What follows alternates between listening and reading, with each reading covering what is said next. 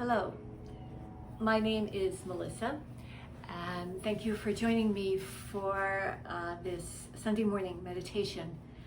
I'm out on my lanai, which is next to a pond where we have a lot of ducks and bird life and some limpkins who sometimes will shriek quite loudly. So you may hear some of that, and we also might hear some planes going by. So, but it's all good company. So thank you for being here. The theme of my meditation this morning is meditation for anxious times, which seemed appropriate because we're in the midst of the coronavirus situation, and we don't know exactly where in the midst of that situation we are, but we know that we're in it, and we don't know what's going to happen. And so there's a lot of fear and anxiety individually and collectively that's showing itself right now. And so this practice this morning is intended to give us a few tools to help us manage our way through times like this, because it's not the only thing that will ever come along to make us anxious, but it's certainly an important one. So before we begin, I want to just say a little something about anxiety. A lot of people, many people, maybe most people, really are hesitant to to admit that they're anxious. We don't like to use the word, say that I'm anxious. We're all very comfortable saying, I'm stressed, I'm very stressed, I'm stressed out. It seems like we make some distinction.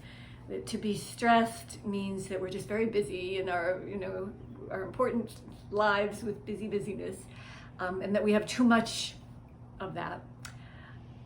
But to say that we're anxious, I think somehow implies a weakness or that we can't handle the stress that we've been given. But the fact of the matter is that stress is just a nicer word for anxiety. So the truth is that we're all anxious at some times, and anxiety is not a bad thing per se. It's innate in us. It serves a purpose, which is to get us moving, to make us respond to a situation that needs a response. It's what tells us we have to get up in the morning and go to work. It's what tells us to slow down when we're driving too fast.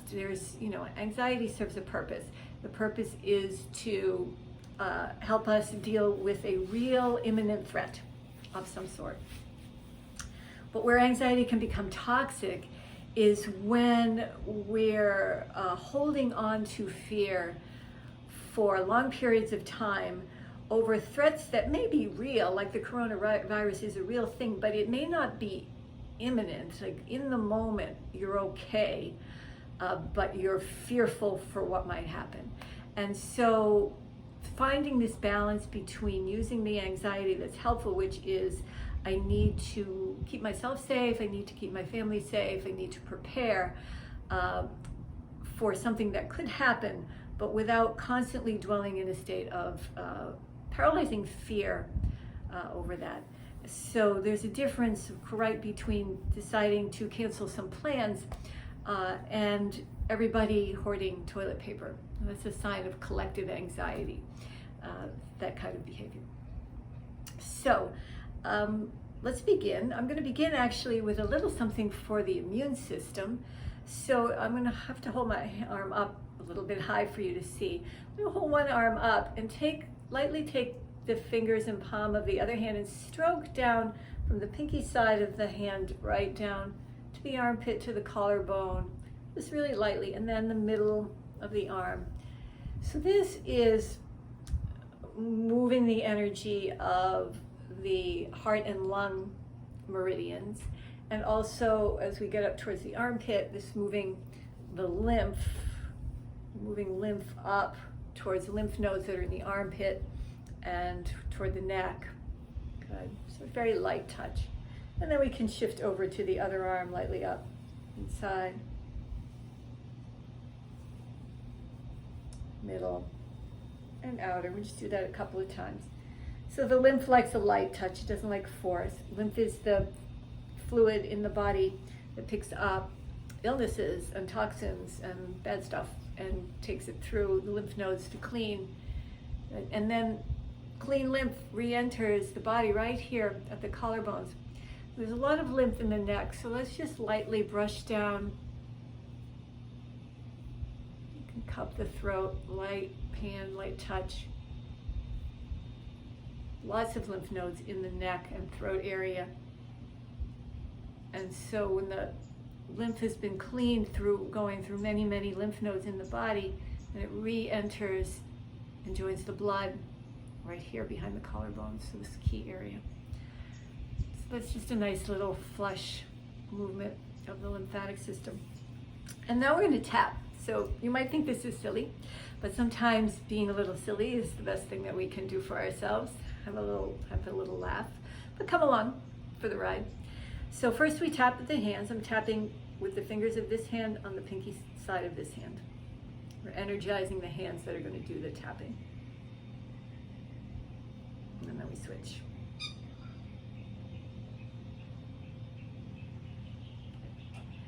And then come to the collarbone. Find the notch of the collarbone, go out to the sides about an inch and down about an inch. You'll feel a little indentation where it's a little softer, and we're going to tap there. As again, this is a fingertip, light tap, not a hard tap. So what's this all about, this tapping business? Well, the idea is that anxiety is energy that's stuck in the body. So fear energy that's trapped. And so tapping with it. I like to go down a little bit. So, we're in the region of the thymus.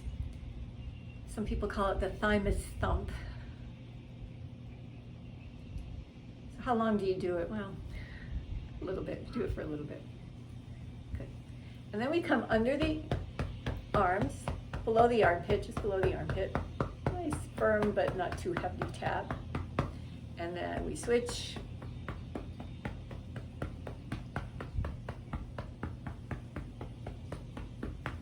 And then the crown of the head.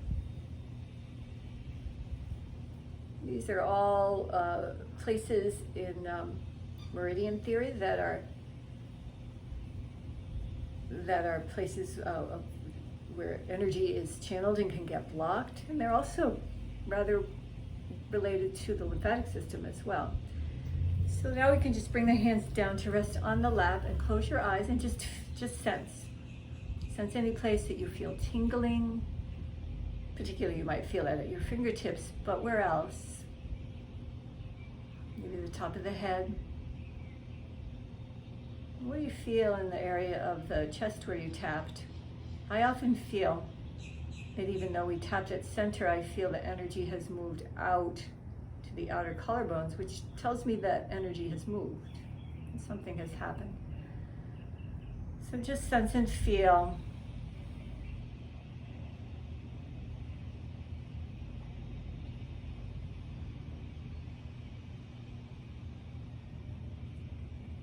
We'll let this guide us into our meditation today. Today I'm going to work with the Metta meditation. Metta means loving kindness, but it's also the meditation that is used to help us manage our fear. And fear is at the root of being anxious. So for now, just feel your breath. Bring your awareness to your breath and feel it moving in and moving out. Just that for now.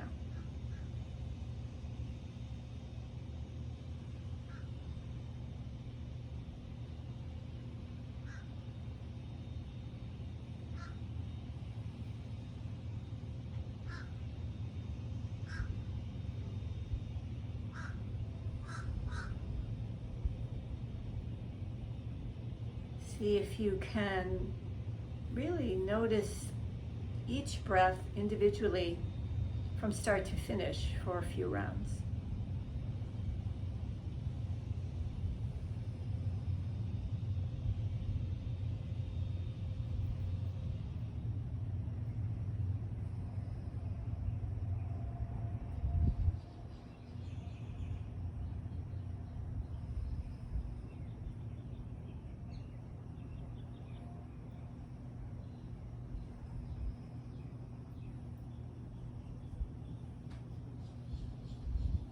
Keep your shoulders relaxed, but your spine lifted, your chest open. Keep your jaw relaxed.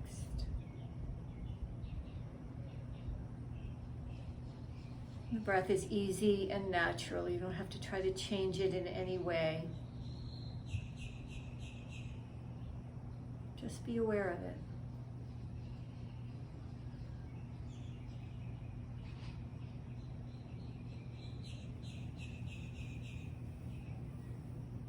And so the Metta meditation consists of phrases that we offer beginning with ourselves. We offer them to ourselves that have intentions and hopes and wishes for our own well-being. And so there's variations on the phrasing. I use 4 phrases, and they are: may I be safe, may I be happy, may I be healthy, and may I live with ease. And so we'll begin with may I be safe. But today I'd like to switch it just a little bit and begin with, in this moment, I am safe. Because when we jump right to wishing ourselves to be safe, we may instead feel that we aren't. So let's see if we can become comfortable with recognizing that in this moment, we are safe. You're alive, you're breathing, you're watching this video, listening to this meditation.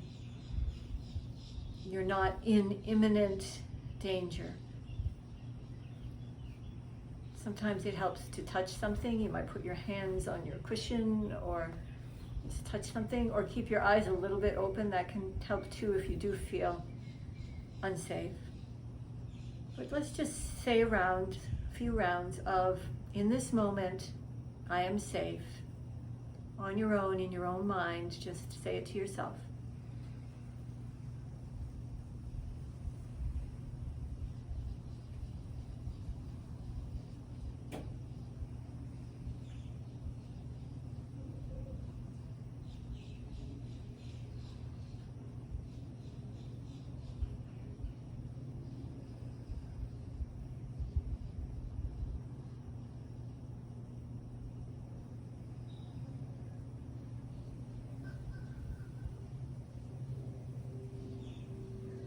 We can begin to say the phrase, as we usually do, may I be safe. So think of this as offering a gift to yourself. The same way that you would offer this gift of safety, wishing of safety from protection to any loved one, and finding that same love that you would wish it for someone else, but wishing it for yourself. May I be safe. May I be safe. May I be safe. And on your own.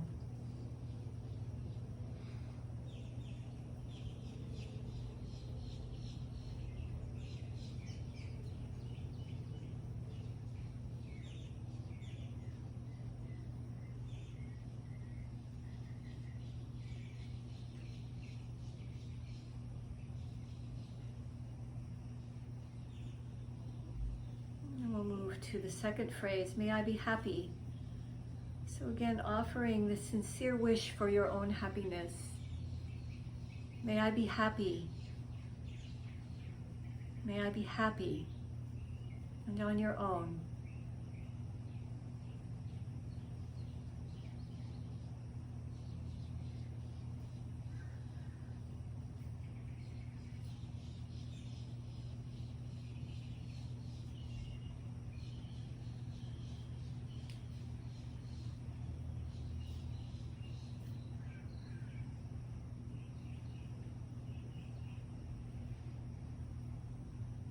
The third phrase, may I be healthy. So we mean in all ways, physical, mental, emotional well-being. May I be healthy.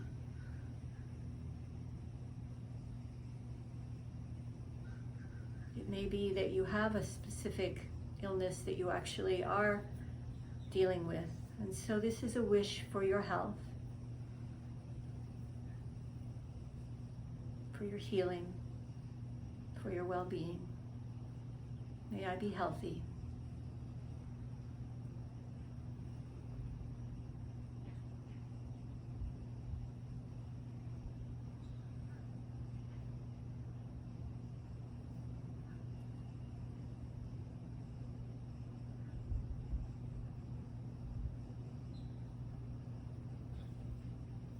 And finally, may I live with ease.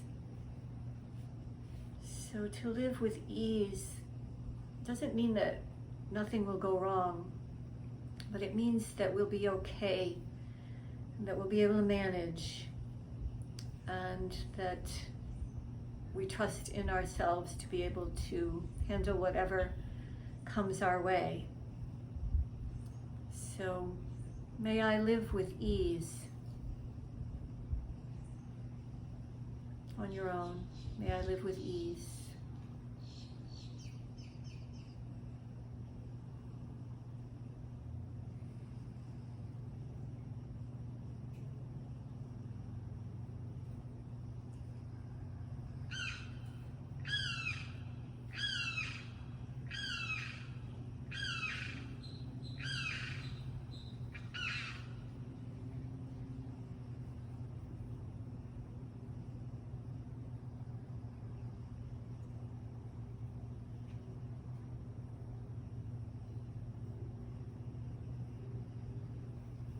A few rounds in which we bring all four phrases together. May I be safe, may I be happy, may I be healthy, may I live with ease.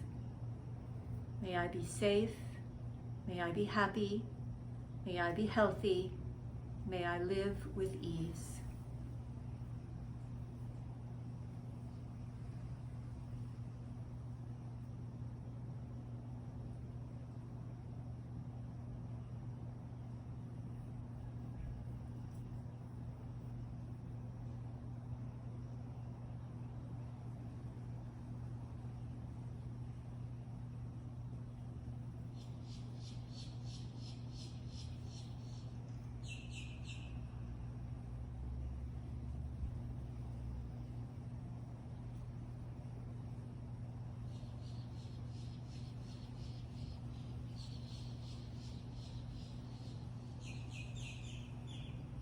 Now bring one hand to rest right over your heart and the other hand on top, and just sense your heartbeat.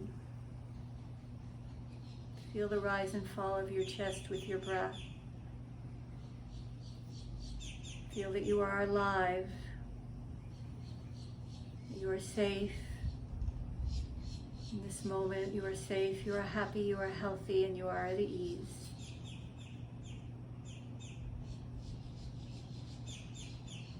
See if you can take each moment in the same way, rather than living in past or future moments that don't feel as safe. And then join the palms together at your heart center. Lift your heart. May I be safe, may I be happy, may I be healthy, may I live with ease. May you be safe, may you be happy, may you be healthy, may you live with ease. May we be safe, may we be happy, may we be healthy, may we live with ease. And lifting your heart, make a little bow with your head to seal that in. Namaste. And as you're ready, release.